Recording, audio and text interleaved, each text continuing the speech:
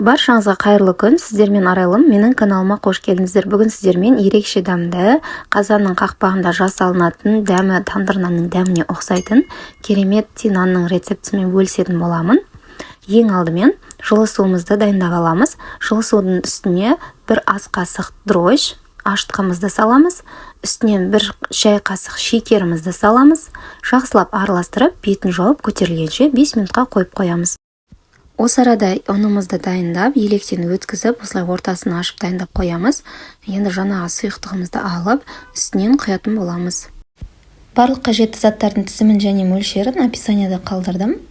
Үстінен осылай бір шай қасық тұзымызды салып, шамалығын араластырып, үстінен 25 мл шамасында сұйық май құямыз. Осылай жақсылап араластырып аламыз.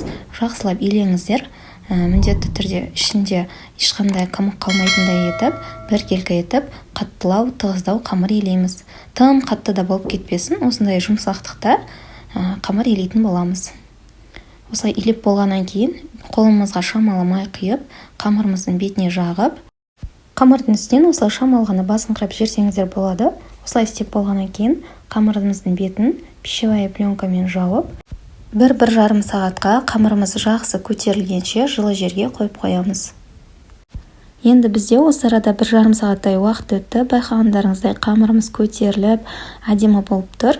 Енді осы қамырымызды жұмыс жасайтын жерімізге түсіріп, таразының көмегімен теңдей етіп екіге бөліп алсаңыздар да болады. Бірақ мен осылай көз мөлшерімен бөле салдым.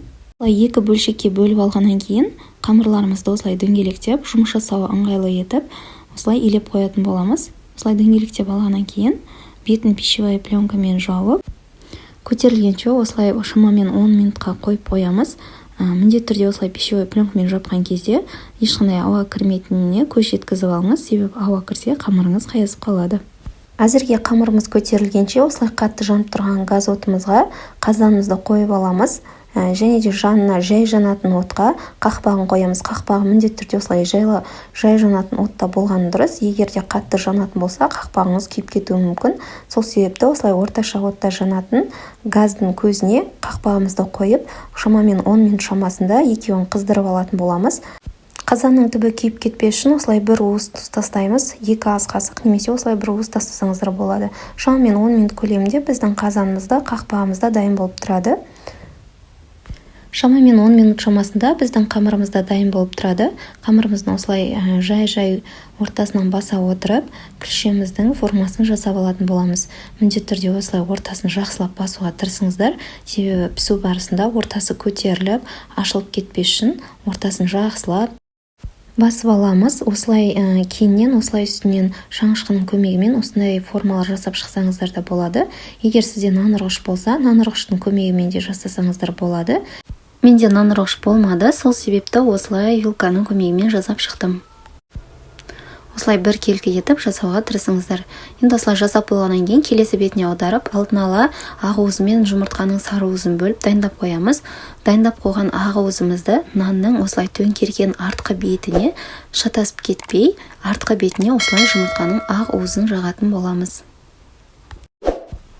Осылай жағып алғаннан кейін қызып тұрған қазанымыздың қақпағына келіп, үстіне қамырымыздың ақ уыз жағылған бетін, яғни теріс бетін қазанның қақпағына жапсыратын боламыз. Қазанның қақпағына мұқият болыңыздар, өте ыстық болады, қолдарыңыз күйіп қалмасын.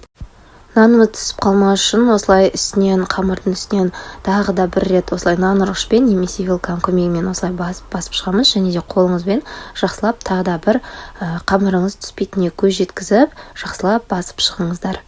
Жақсылап басып алғаннан кейін үстінен жұмыртқамыздың сары уызын жағып, қалауыңызша үстінен күнжіт немесе мак сепсеңіздер болады. Мен күнжіт септім.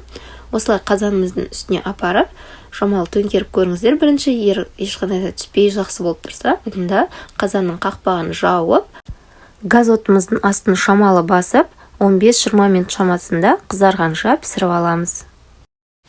Нанымыз пісіп дайын болғанша екінші қамырымызды дайындай береміз.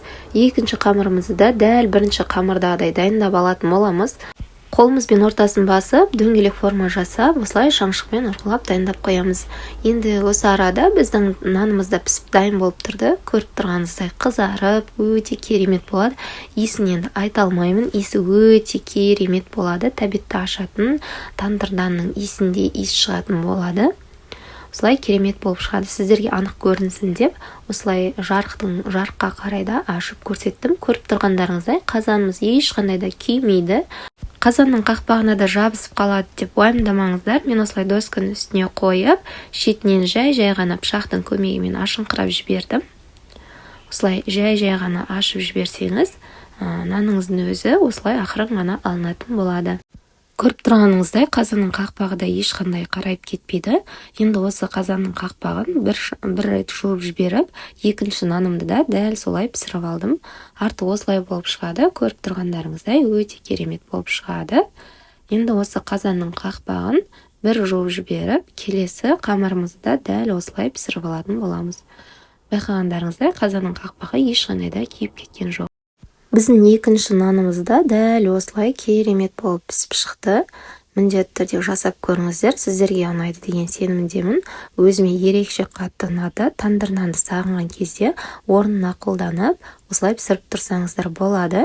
Мен осымен бірнеше рет пісіріп көрдім. Маған өте қатты ұнады. Сіздерге де ұнайды деген сенімдемін.